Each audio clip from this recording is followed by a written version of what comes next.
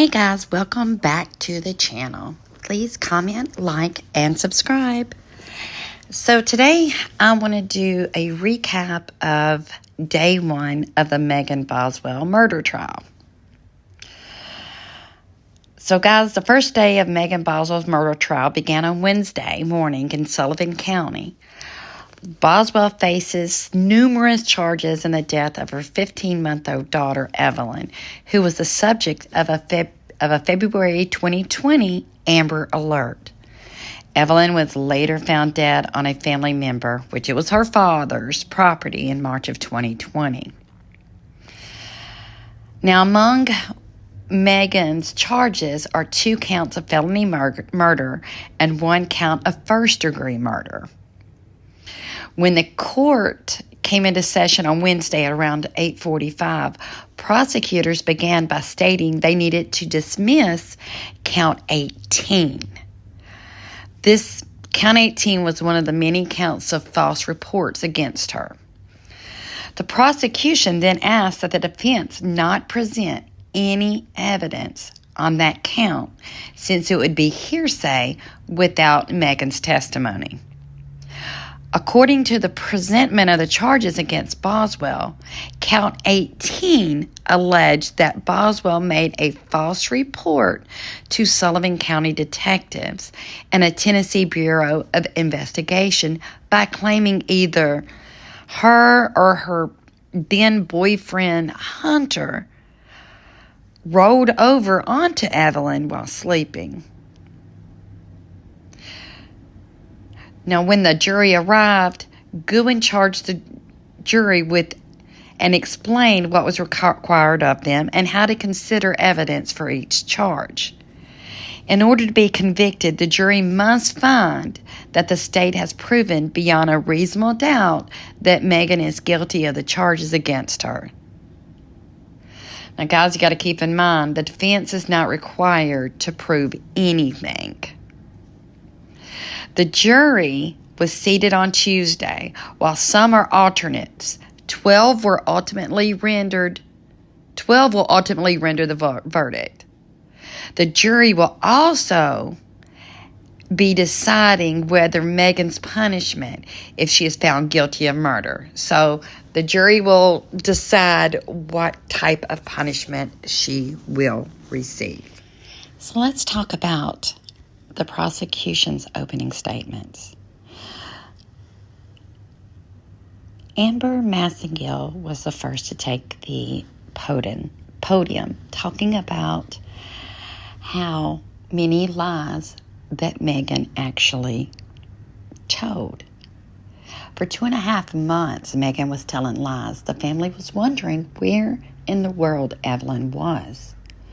The biggest believable lie that she told was that Evelyn was actually spending time with the person that she said was the father, which was Ethan Perry.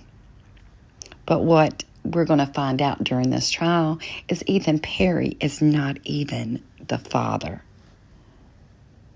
of baby Evelyn.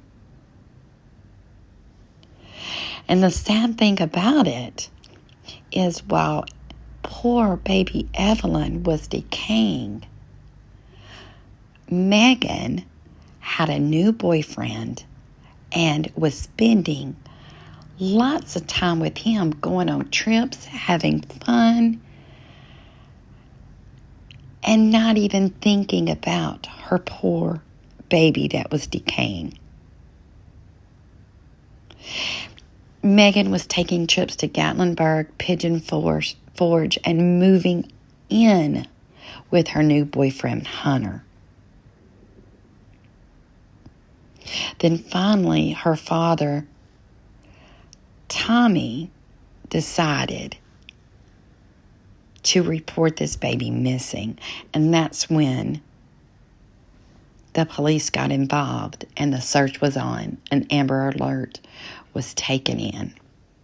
After the prosecutor took the stand, then you had Megan's attorney, which is named Gene Scott. Now, Gene Scott took the stand.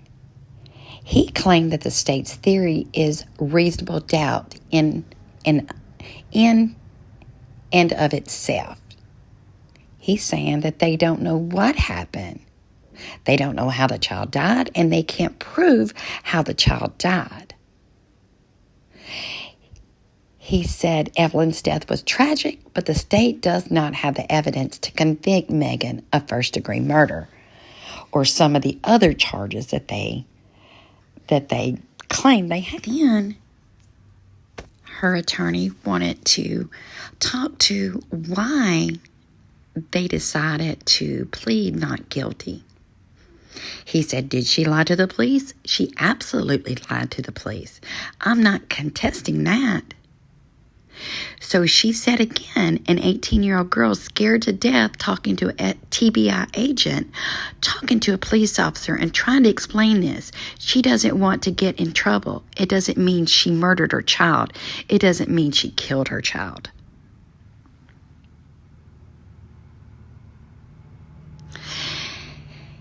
He is asking the jury to just hear him out because Megan is just scared. Then he wanted to say, there's nothing you all are going to do that's going to change anything for Evelyn. Not a thing. That child is gone.